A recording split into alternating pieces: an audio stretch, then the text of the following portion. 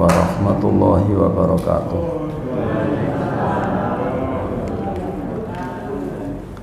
Alhamdulillah, nahmaduhu wa nasta'inuhu wa nastaghfiruh wa na'udzu billahi min shururi anfusina wa min sayyiati a'malina.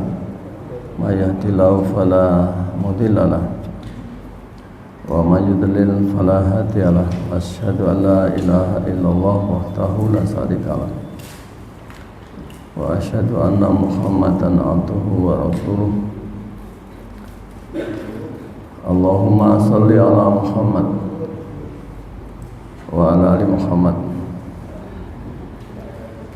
kama shallaita ala Ibrahim wa ala ali Ibrahim wa barik ala Muhammad wa ala ali Muhammad kama barakta ala Ibrahim wa ala ali Ibrahim fil alamin innaka Hamidum Majid. Amma ba'du, Ibu,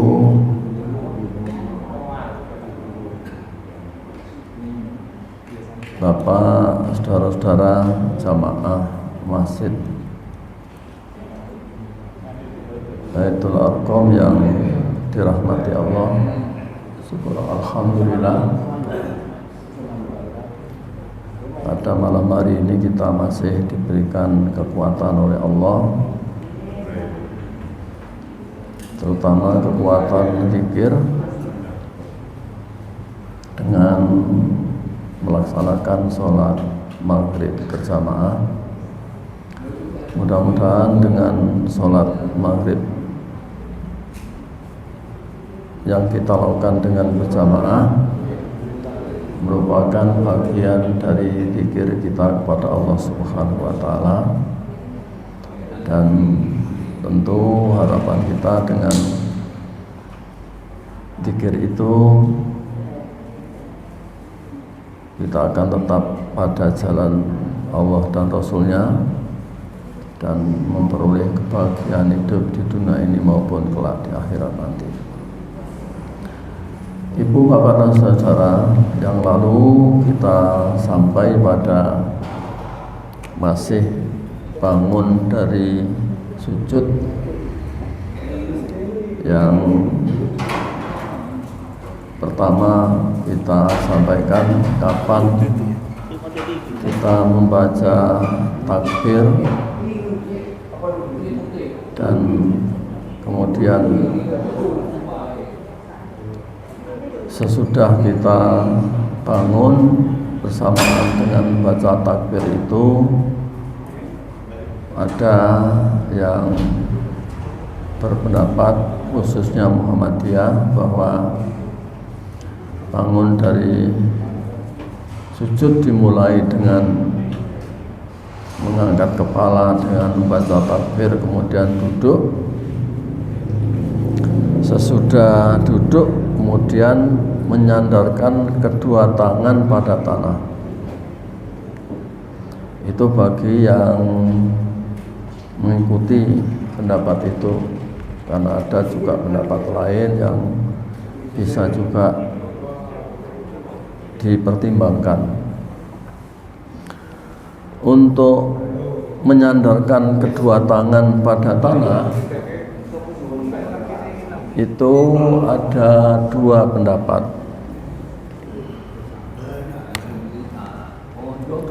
Ada dua pendapat.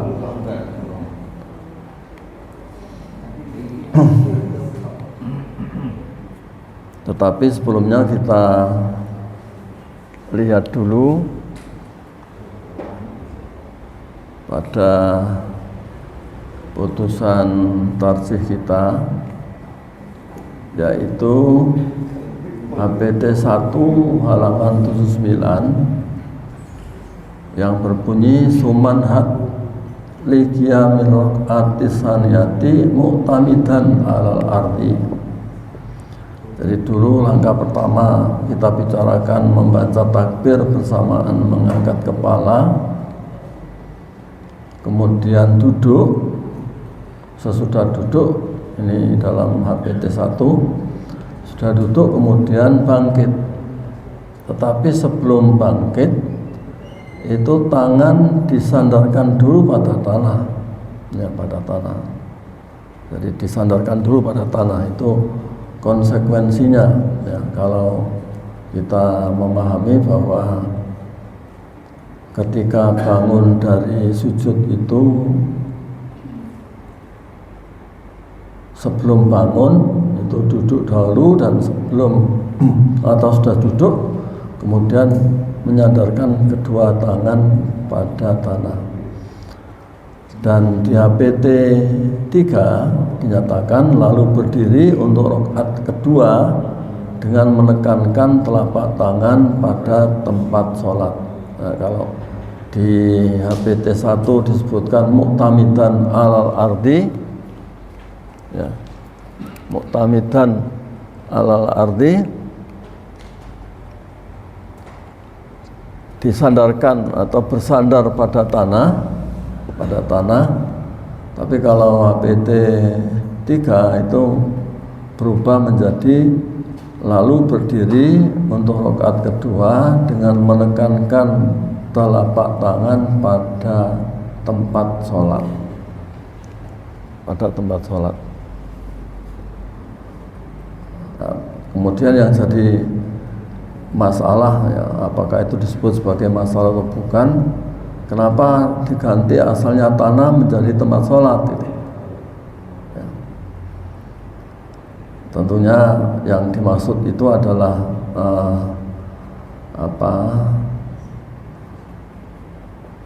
tangan diletakkan pada sekitar kita akan berdiri, tentunya begitu. Jadi kalau tanah itu mungkin terlalu luas gitu, kemudian disebutkan dengan menekankan telapak tangan pada tempat sholat. Sesungguhnya kedua pernyataan ini atau keputusan ini tidak saling bertentangan, saling mendukung sesungguhnya, karena tidak ada bedanya, hanya beda redaksi saja. Oleh karena itu maka mari kita teruskan dengan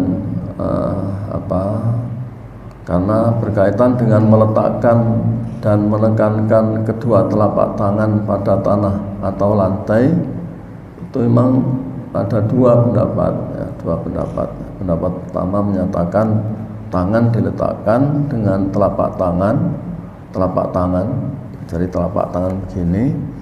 Tapi kenyataan di lapangan itu ada yang begini, ada yang mengepal.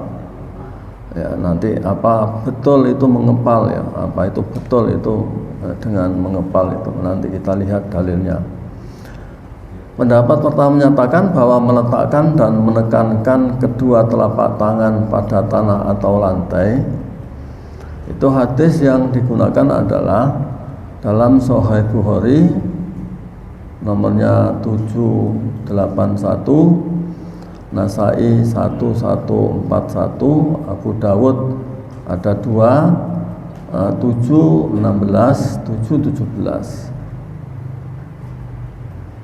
Hadis ini berbunyi agak panjang.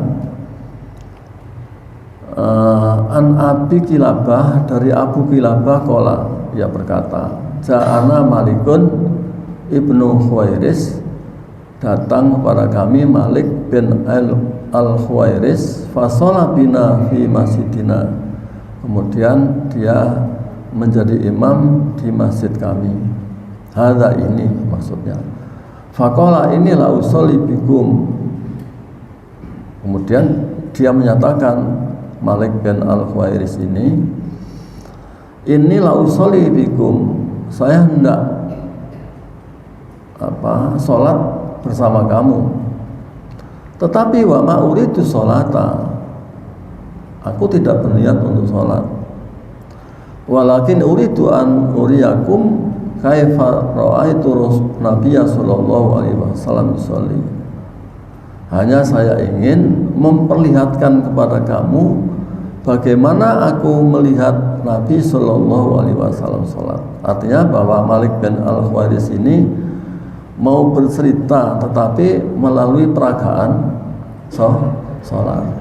ya. Dan peragaan itu adalah merupakan peragaan yang dilihat dari apa yang dilakukan oleh Rasulullah ketika Rasulullah sholat. Qala Ayub, kemudian berkata Ayub berkata, Ayub itu muridnya Abu Kilabah. Fakultu li Abi Kilabah, maka kemudian saya berkata kepada Abu Kilabah, gurunya, wa kaifa kanat sholatuhu, terus bagaimana sholatnya? Qala misla sholati saikhina hadza, yakni Umar bin Salimah, yaitu seperti sholatnya syekh ini, orang tua ini, yaitu Amru bin Salimah. Qala Ayub berkata, wa kana dzalika as-saifu yutimu takbira, dan adalah ya, yang dilakukan syekh itu adalah yutimu takbira, menyempurnakan takbir. Wa idza rafa'a ra'sahu, dan apabila ia mengangkat kepalanya, anis sajdati saniyati, dari sujud yang kedua, jalasa, duduk, waqtamada, dan menyandarkan, maksudnya menyandarkan kedua tangannya, alal ardi, di atas tanah, summa qoma, kemudian berdiri. Jadi mestinya akan lebih tepat kalau berdasarkan dalil itu putusannya pertama yang menyatakan alal ardi, karena di sini menyatakan juga wa tamata alal ardi summa qoma, duduk dulu kemudian bersandar, menyandarkan kedua tangan di atas tanah kemudian berdiri ya. Tapi di putusan yang ditulis dalam atau yang ditulis dalam HPT 3 dinyatakan di tempat sholat. Tapi di hadis ini yang dijelaskan oleh Bukhari bahwa peragaan yang dilakukan oleh Amru bin Salimah itu ternyata waqtamada alal ardi, menyandarkan kedua tangannya pada tanah, baru kemudian berdiri. Hadis ini memang terdapat dalam Sahih Bukhari, tapi hadis ini dhaif karena ada nama Abu Kilabah. Abu Kilabah itu kata Abu Hatim la yu'raf, ya, tidak dikenal, lahu tadlis, bahkan dia sukanya menyembunyikan identitas gurunya. Itu bisa dilihat dalam Tadibut Tadib juz 4 halaman 307 309. Dan peragaannya seperti ini. Ya, ini peragaan dalam kaifiyah yang pertama. Jadi menyandarkan kedua tangan dengan menekankan pada tanah, ya, pada tanah. Itu digelar kedua telapak tangannya, ya, digelar kedua telapak tangannya. Jadi duduk baru kemudian tangan diletakkan pada tanah, kemudian ditekankan, baru kemudian bangun. Pendapat kedua menyatakan, dan itu yang selama ini kita lakukan ya, bagi yang menyandarkan kedua tangan mesti ini yang dilakukan ya. Kemudian yang kedua, kepalkan kedua tangan Anda ya, letakkan dan tekankan pada tanah atau lantai. Ini yang biasa dilakukan oleh teman-teman kita. Itu sesungguhnya bukan begini ya, bukan begini, tapi begini mestinya ya. Kenapa mestinya? Kita lihat dalilnya. Dalilnya menyatakan begini. Dan itu bisa dibaca di Al-Mu'jam Al-Awsat li Tabrani. Al-Mu'jam Al-Awsat li Tabrani juz 9 halaman 207. Hadis itu berbunyi seperti ini. An Arzak bin Qais qala, ia berkata, ra'aitu Abdullah bin Umar wa huwa ya'junu fi sholati ya'tamidu ala yadayhi idza qoma. Apa kata Arzak? Ini Arzak yang menyatakan, ya, saya melihat Abdullah bin Umar. Ya, Abdullah bin Umar maksudnya Umar ibnul Khattab, ya, anaknya Umar ibnul Khattab. Wa huwa ya'junu fi sholati ya'tamidu ala yadayhi. Ya mengepal dengan seperti meras santan. Meras santan kan gini ya. Jadi bukan begini. Kalau gini kan ninju. Ya.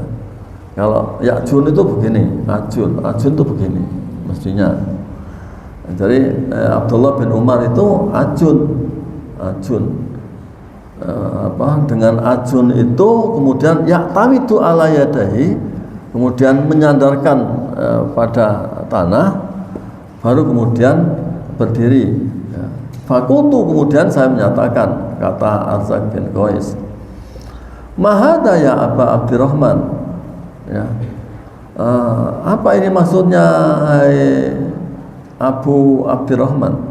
Ya, Abu Abdurrahman, maksudnya Abdullah itu punya anak namanya Abdurrahman. Qala, ia berkata, ra'aitu Rasulullah sallallahu alaihi wasallam ya'junu fi shalah. Saya melihat Rasulullah sallallahu alaihi wasallam ajun. Ya, ajun bukan ajun bintang film. Ya, tapi ya'junu itu ya mengepal dengan seperti meras santan. Ya'junu fi shalah. Jadi saya melihat Rasulullah SAW ya'junu fi shalah, ajun di dalam sholat, yakni ya'tamidu, menyandarkan. Maksudnya itu ajun itu digunakan untuk menekankan supaya kuat bisa berdiri, ya, menekankan. Lam yarwi hadal hadis anil Azak ila Hisam. Ya. Hadis ini yang digunakan sebagai alasan saudara-saudara kita yang ajun, ya, menekankan bukan cara begini tapi dengan cara begini, ya, dengan cara begini. Dan itu bisa dibaca dalam Al-Mujam Al-Ausat. Di dalam sanadnya ada nama Yunus bin Bukair bin Wasil As-Saibani, panggilannya Abu Bukair Al-Hamal Al-Kufi. Kata Nasai, laisa bil quwah, ya, tidak kuat. Wa qala marra, dan sekali saat menyatakan dhaifun dhaif, artinya tidak kuat hafalannya. Dan di lain kesempatan Nasai menyatakan Yunus bin Bukair ini dhaif, lemah. Tadhibut Tahdhib juz 9 halaman 456 457, ya. Dan contohnya seperti ini, contohnya.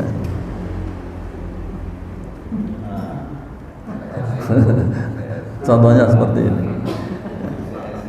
Ini apa ini? Apa? Simpanse. Apa? Gorila. Moyang. Jadi ini, jadi sama ya, sama. Sama. Apa? Sisi? Kupluke putih kan kupluke. Ya, ini hanya untuk intermezzo supaya tidak, ya, artinya bahwa ya ini contoh saja untuk menggambarkan bahwa ini seperti ini gitu maksudnya, ya, seperti ini. Dan itu ajun, tapi sesungguhnya bukan begini ya, tapi mestinya begini. Tapi itu kalau di karpet atau di lantai kita ini ya nggak apa-apa. Tapi coba kalau seperti An-Nadir, sholat hari raya di An-Nadir, di mana itu? di tanah, sholatnya kan di tanah. Karena ngikutin Nabi katanya, sholat hari raya kan di luar, ya, di batu-batu. Nah, kalau di batu-batu seperti ini kira-kira bisa enggak? Kira-kira dilakukan enggak itu? Tapi bukan karena itu ya, bukan karena itu. Tapi persoalannya adalah kalau kita lihat dua-dua ini, baik yang tamidu alal arti yang dimaksud adalah menekankan biasa, karena menekankan dengan cara begini itu tentunya tidak menyakitkan dan itu tidak dijelaskan. Tamidu itu tentunya seperti ini, bukan dengan cara seperti ini, bukan cara mengepalkan, tapi kedua-duanya itu adalah dhaif. Kemudian pendapat kedua menyatakan begini, bangun dari sujud tidak disyariatkan duduk sebentar dan langsung bangun dengan bersandar pada kedua paha, Ya, itu bisa kita baca di dalam Sahih Bukhari juga. Ini sama-sama Bukhari. Itu yang pertama bahwa tidak disebutkan di sini bahwa summa yukabbiru hina yarfa'u ra'sahu minas sujud, itu hanya menjelaskan bahwa ketika bangun, sekali lagi itu tentunya mengangkat kepala bersamaan dengan baca takbir.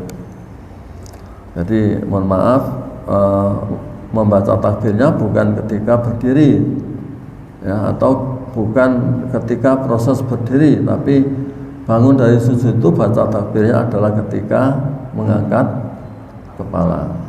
Ya. Ini agak susah memang, ya, agak susah untuk mempraktekkan, karena kita sudah kadung biasa, terutama imam-imam kita yang biasa melakukan dengan cara baik itu bangun dari sujud maupun bangun dari duduk sama saja, ya, mengangkatnya dari bawah sampai berdiri, bangun membaca takbirnya. Tapi tentunya ada bedanya, bahwa yang kita maksud ini adalah membacanya hanya sampai pada saat posisi hendak bangun, atau kalau duduk tentunya hanya sampai duduk. Hanya mungkin cara membacanya agak dibedakan ketika untuk duduk dan ketika untuk bangun. Ini yang perlu mendapatkan perhatian. Ini yang pertama. Dan hadis ini hasan, terdapat dalam Sahih Bukhari. Itu hanya menjelaskan tentang bahwa bangun dari sujud itu ketika mengangkat kepala membaca takbir. Yang kedua, hadis yang kedua ini dinyatakan bahwa ini sekalipun nggak panjang, tapi ini ada 4 jalur, sekalipun sedikit ini ada 4 jalur sanad ini. Dan yang saya beri tanda merah itu berarti dhaif. An Wa'il bin Hujr qala, dari Wa'il bin Hujr ia berkata, ra'aitu Nabi sallallahu alaihi wasallam idza sajada wada'a rukbatayhi qabla yadayhi wa idza nahada rafa'a yadayhi qabla rukbatayhi. Saya melihat Nabi sallallahu alaihi wasallam apabila sujud meletakkan kedua lututnya sebelum kedua tangannya. Ya, lutut dulu ya, memang lutut dulu. Ketika kita bicara dulu duduk, ketika sujud sudah kita jelaskan. Hanya ini yang kita bicarakan, yang kita ambil adalah ketika bangun. Wa idza nahadha rafa'a yadayhi qabla rukbatayhi, dan apabila bangun mengangkat kedua tangannya sebelum kedua lututnya. Jadi kalau sujud itu lutut dulu, kalau bangun tangan dulu, ya. Ini perlu diingat, ya. Kemudian jalur yang yang ketiga itu menyatakan begini, karena ini Muhammad bin Ma'mar, Hajjaj bin Minhal, Hammam, Muhammad bin Juhada, an Abdul Jabbar bin Wa'il an abihi, atau dari Wa'il an Nabi SAW qala fadzakara hadis salat, maka ia menyebutkan tentang cerita salat Nabi, hadis tentang salat. Qala, dia menyatakan falamma sajada, jadi tentang salat itu kemudian dipotong falamma sajada wa qa'ata rubbatahu ilal ardi, ketika sujud meletakkan kedua lututnya di tanah, qabla antako akafahu, sebelum meletakkan kedua kafnya, telapak tangannya ya. Jadi lutut dulu baru tangan ya. Nah kemudian hadis yang ketiga, ini yang ketiga. Nah, yang ketiga tapi sesungguhnya ini yang keempat tapi menjadi yang ketiga. Karena ini disebutkan fi hadisi Muhammad bin Juhada. Fi hadisi Muhammad bin Juhada berarti kembali kepada ini. Idza nahado ala rukbatahi, apabila bangkit ya, bangkit di atas kedua lututnya, wa tamada ala fakhidhi, dan bersandar pada pahanya. Apa maksudnya? Jadi ketika bangun ya, hadis inilah yang digunakan sebagai dasar bahwa ketika bangun itu langsung bangun dengan mengangkat lutut, dan ketika itu tangan diletakkan pada lutut atau pada paha, langsung berdiri. Jadi bersandar pada paha. Dan hadis ini sekalipun kita lihat ada nama Sarik, ada nama Asim bin Guleb ya, yang dhaif, kemudian ada Sakik Abu Lais ya, dhaif juga, tetapi hadis ini hasan ya. Coba kita lihat silsilahnya.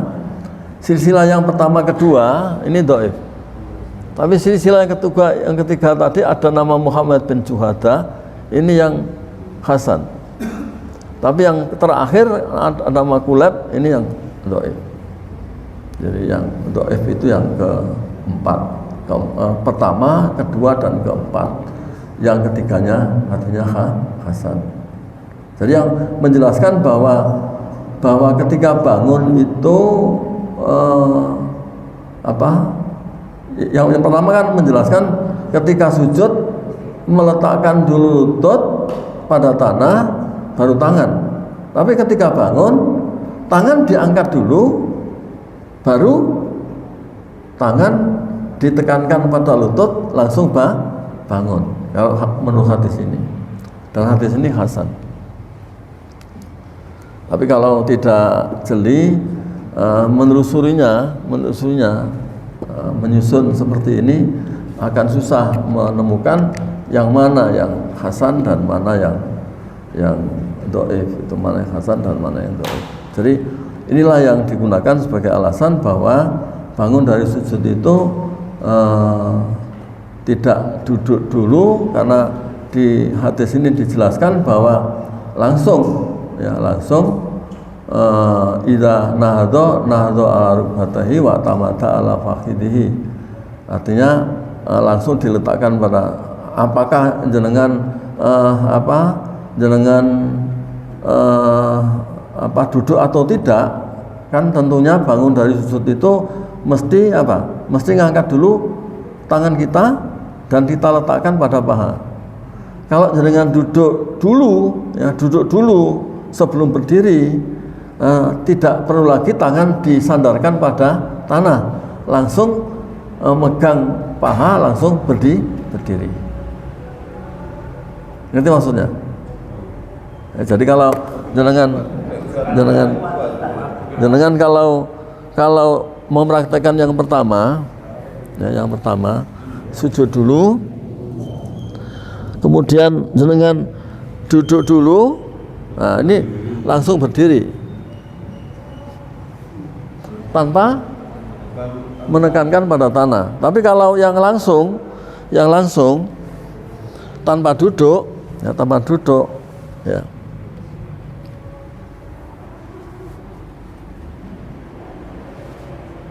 Ya, itu ya silakan. Pokoknya itulah apa hadis ini. Dan yang jadi persoalan adalah karena memang ada dua dalil dan memungkinkan kita berbeda. Ya, memungkinkan kita berbeda. Makanya Allah menyatakan, dan sering kali saya sampaikan, bahwa walau sa'allahu la ja'alakum ummatan wahidah. Andaikan Allah menghendaki, Allah pasti akan menjadikan kamu umat yang satu. Walakin liyabluwakum fima atakum. Akan tapi aku menguji kalian terhadap apa yang datang kepada kalian. Nah, yang datang seperti ini. Ya. Ada yang berbeda karena dalil seperti ini, berbeda karena dalil. Tapi ada yang satu dalil yang sama, hanya perbedaan yang satu dikoreksi sanadnya dan yang satu tidak mengoreksi sanadnya, sehingga menjadi berbeda. Contoh umpamanya, dulu saya cerita tentang kunut umpamanya. Kunut itu hanya satu, dalilnya satu. Ya, bahwa Rasulullah kunut sampai menjelang wafat. Itu ternyata hatinya dhaif. Ya. Tapi ada juga menggunakan itu. Jadi kalau kemudian kita berkelahi karena itu, ya nggak akan selesai karena dia juga bersandar pada dalil. Hanya yang satu menelusuri sanadnya dan yang lain tidak pakai menelusuri sanadnya, menjadi berbeda. Nah, begitu juga apalagi kalau memang seperti ini, dalilnya berbeda, apalagi kemudian kita telusuri sana, dan kalau tidak ditelusuri sanadnya ya akan terus berbeda. Contohnya tadi, apakah begini apa begini, itu kan semua kedua-duanya menjadi perbincangan, dan kedua-duanya saling adu argumentasi. Padahal setelah kita teliti, kedua-duanya sama-sama ya, kan repot itu kan. Barang dhaif sama-sama gegeran, kan nggak perlu sesungguhnya. Ya.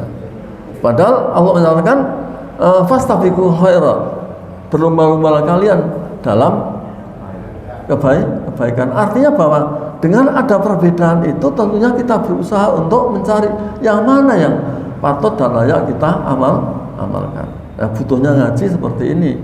Tapi jangan kemudian ngaji dianggap sebagai sarana memunculkan perbedaan. Dan inilah yang dimaksud pencerahan, mencerahkan kepada kita. Kita tidak saling menyalahkan, tapi saling koreksi dan menunjukkan mana sesungguhnya yang patut kita lakukan, Itu barangkali berkaitan dengan apakah kita duduk dulu atau tidak. Itulah yang kita sampaikan, dan kemudian kesimpulannya tentunya tidak disyariatkan duduk sebentar ketika bangun dari sujud. Itu perbedaan, ya, silakan diresapi sendiri, ya, Nah, kemudian selanjutnya, ya, langkah ketiga, setelah berdiri tegak, ya, lalu bersedekaplah dan peganglah tangan kiri Anda dengan tangan kanan Anda. Ya, kita tahu bahwa tangan itu megang tangan, ya, tangan megang tangan. Yang mana yang dipegang?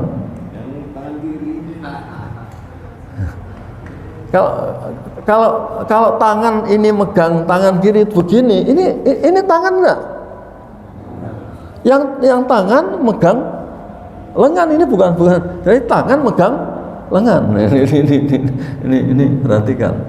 Yang dimaksud tangan itu apa? Dulu pernah kita cerita, tangan itu apa? Yadun itu yang mana? Nah, yadun itu ini. Yadun itu ini. Ya, ar-roham al-asobi. Ini yadun. Ya. Kalau kita menyatakan yadun itu kan dari sini sampai sini. Nanti akan kita temukan di sini, ya. Kemudian di HPT masih juga di HPT 1 halaman 79 waf'al li raq'ati saniyati misla ma fa'alta fi raq'atil ula wa annaka la taqra doa al-iftitah. Ini tidak jelaskan ketika berdiri itu gimana. Waf'al fi raq'ati saniyati itu apakah pakai sendekap atau tidak? Ini hanya dijelaskan bahwa waf'al fi raq'ati saniyati, kerjakan pada rakaat kedua misla ma fa'alta fi raq'atil ula ghairu annaka la taqra doa al-iftitah. Jadi kerjakan seperti rakaat pertama hanya tanpa membaca doa iftitah. Itu rakaat kedua. Di HPT 3 dijelaskan pada rakaat kedua setelah bangkit dan berdiri dari sujud kedua pada rakaat pertama, lakukanlah praktek sholat seperti yang dilakukan pada rakaat pertama, hanya saja tanpa membaca doa iftitah. Tapi yang perlu saya tegaskan adalah di mana tangan kita letakkan itu masih menjadi perbincangan, karena dan ini tidak ada perintah. Ya. Sekalipun disebutkan waf'al fi raq'ati saniyati, itu perintah gimana? Ya, perintahnya apakah perintahnya itu sendekap lagi atau tidak? Ya. Dan itu mesti harus dalil. Ya, harus dalil. Nah, dalil mana yang harus dipakai? Itu tentunya menjadi persoalan bagi kita, karena kita tahu bahwa sholat itu adalah ibadah mahdhah, dan ibadah mahdhah itu kaidah usul kita menyatakan al aslu fil ibadah al futlan. Pada asalnya ibadah itu batal hatta yakuma dalil amri, sehingga ada dalil yang menetapkan. Ada perintah lakukan, tidak ada jangan lakukan. Nah, oleh itu maka pendapat pertama mengatakan bahwa disyariatkan bersedekap dengan meletakkan tangan kanan pada lengan kiri dalam sholat. Ya. Ini mesti harus kita temukan dalil yang menyatakan bahwa ketika berdiri itu ngapain itu. Sama seperti kita ini kan rame bicara tentang apakah sholat jenazah itu angkat tangan atau tidak ketika takbir, dan apakah pakai sedekap. Itu juga kita tidak pernah berpikir, ya. Tapi kita sudahlah, kita sedekap saja kan, gitu aja. Karena sholat biasanya sedekap, ya kalau berdiri sedekap, gitu aja. Tapi mana perintahnya? Ya.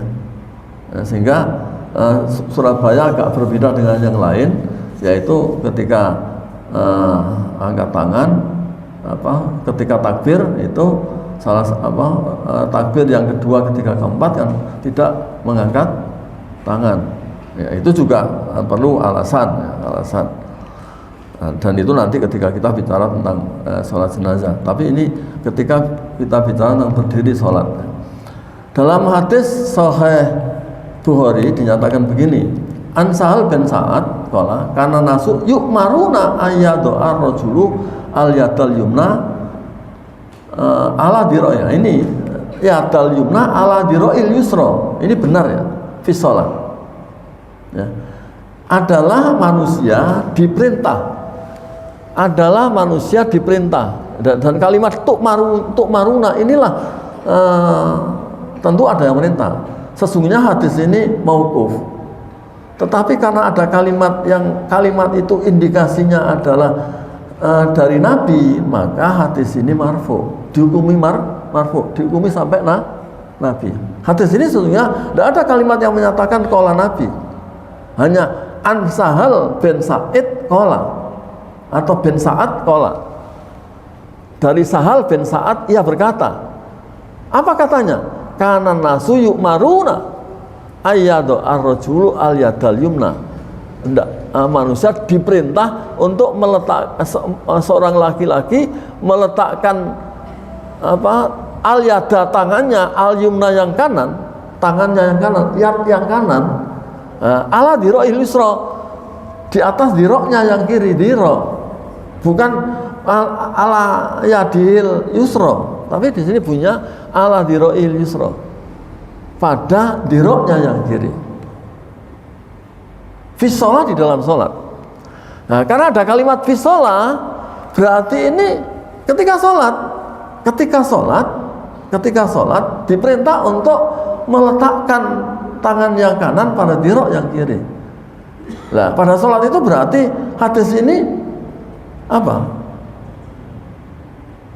Umum, apa mujmal, apa mutlak?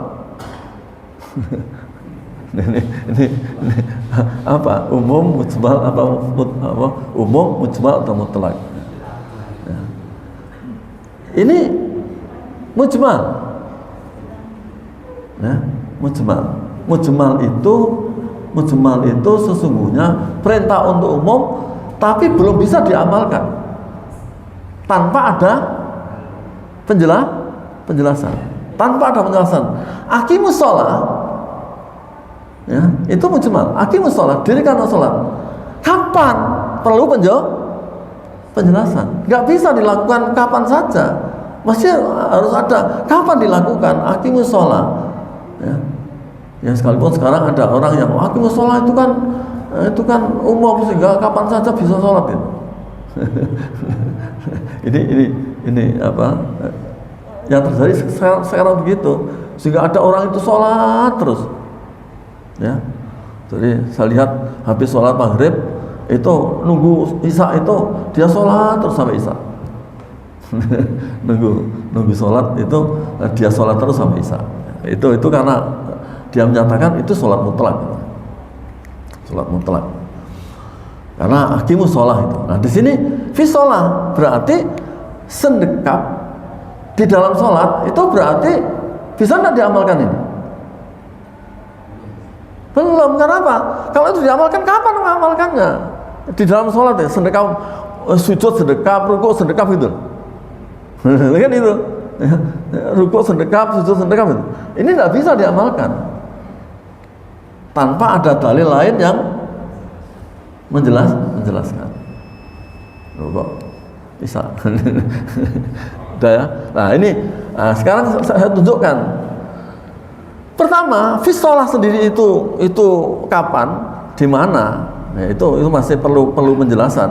Apalagi yang dimaksud adzira, yang dimaksud diro itu adalah min torfil mirfaqi ila torfil isba'il al-wusta. Yaitu dari siku, dari ujung siku sampai ujung jari tengah. Maksudnya ujung jari tengah ini sampai ini itulah diro. Ini. Jadi yang dimaksud diro itu dari ujung ini sampai sini itu diro. Jadi bukan diro, bukan hanya ini, tapi ini satu diro. Makanya Nabi kalau menghadap kiblat sebelum sholat itu antara sutroh dengan Rasulullah itu tiga diro. Satu diro kira-kira berapa ini? Berapa senti? 40 berarti kali 3 120 sekitar 120 ya. Jarak antara kita dengan sutro, antara kita dengan imam itu 120 cm. Jadi yang di satu diro itu ya dari ujung ini sampai sini itu diro. Dan ini bisa kita baca di Al-Mu'jam Al-Masjid juz 1 halaman 311, Al-Munjid fil Lugha wal Alam 234. Ini di kedua-duanya itu dalam kamus bahasa Arab. Sekalipun yang nyusun Munjid fil Lugha wal Alam itu Louis Makluf, itu orang Nasoro. Tapi dia pandai bahasa Arab. Ya. Kemudian penjelasan pertama menyatakan bahwa hadis ini menyatakan wa ra'aituhu mumsikan yaminhu ala simali fi shalah. Saya melihat mumsikan yaminhu ala simalihi, yaminhu ala simalihi fi shalah. Sesungguhnya kalau ala simalihi mumsikan yaminahu, memegang tangan kanannya pada tangan kirinya, itu berarti sesungguhnya yang dimaksud adalah ini. Ya, yang dimaksud adalah ini. Ya, fi shalah. Ya, itu yang pertama. Jadi yang pertama meletakkan tangan kanan pada dirok yang kiri di dalam sholat. Nah, pendapat kedua menyatakan disyariatkan bersedekap menggenggam tangan kiri dengan tangan kanan ketika berdiri dalam sholat. Ya. Bisa dipahami ya? Menggenggamkan tangan kiri dengan tangan kanan ketika berdiri dalam sholat. Berarti ketika sujud tidak, ketika rukuk tidak, ketika duduk tidak. Ya. Termasuk pada waktu berdiri rakaat pertama, kedua, ketiga, keempat, dan ketika i'tidal. I'tidal kan juga berdiri. Ya, coba aja kita lihat. Ya. Alqamah bin Wa'il an Abi qala ra'aitu Rasulullah SAW idza kana qa'iman fis sholati. Ya, ini jelas saya melihat Rasulullah SAW apabila berdiri di dalam sholat. Berdiri dalam sholat, bukan duduk dalam sholat, bukan sujud dalam sholat, tapi berdiri dalam sholat. Ya, berdiri sholat itu kan termasuk apa? I'tidal, itu berdiri dalam sholat. Qabadha biyamini ala shimalihi, memegang dengan tangan kanannya pada tangan kirinya. Jadi yad kanan dengan yad kiri, ya, yad kanan dengan yad kiri. Ini tangan kanan dengan tangan kiri, punggung tangan kiri. Ya, itu idza kana qa'iman fi shalah, berdiri dalam sholat. Ya, berdiri dalam sholat, itu berdiri dalam sholat. Ya. Itu, dan ini bisa dibaca di Nasai hadisnya Hasan, ya, Hasan. Kenapa Hasan? Boleh kita lihat karena ada dua nama. Yang pertama Musa bin Umair, itu pada jalur pertama, tapi jalur pertama kedua ada nama Abdullah bin Al-Mubarak. Ini yang menyebabkan hadis ini Hasan. Hadis ini Hasan. Ya. Nah, kemudian ini juga ada yang Hasan juga di Musnad Ahmad. Manasitu minal asa, manasitu ani ra'aitu Rasulullah wadi'an yaminahu ala simali fi shalah. Ini sesungguhnya masih pada penyebutan yang pertama ya. Saya tidak lupa, saya melihat Rasulullah SAW itu meletakkan tangan kanannya pada tangan kirinya di dalam sholat. Ya. Tapi nanti kita lihat gimana caranya. Ra'aitu Rasulullah wadi'an yaminahu ala simali fi shalah. Ya. Nah, ini saya tutup saja. Kesimpulan dalil menyatakan bahwa dalil pertama mujmal dan yang kedua bayan. Ya, jadi yang kedua sebagai bayan. Jadi hadis sahih dibayan atau dijelaskan hadis hasan, atau hadis hasan menjelaskan, ya, hadis yang pertama bahwa Rasulullah memerintah para sahabat untuk meletakkan tangan kanannya pada diroknya, dan dirok itu sendiri itu yang dimaksud di mana? Ya, ternyata dirok itu bisa di tangan, bisa di lengan. Tapi kalau kita melihat hadis ini, maka yang dimaksud dirok itu adalah yad, ya, yad di tangan, ya, tangan. Itulah barangkali artinya bahwa bisa kita pahami, memang persoalan kita mengamalkan tidak itu bukan urusan saya. Ya, saya itu mubalik tidak punya hak paksa. Nabi saja nggak maksa, Allah saja pun tidak maksa.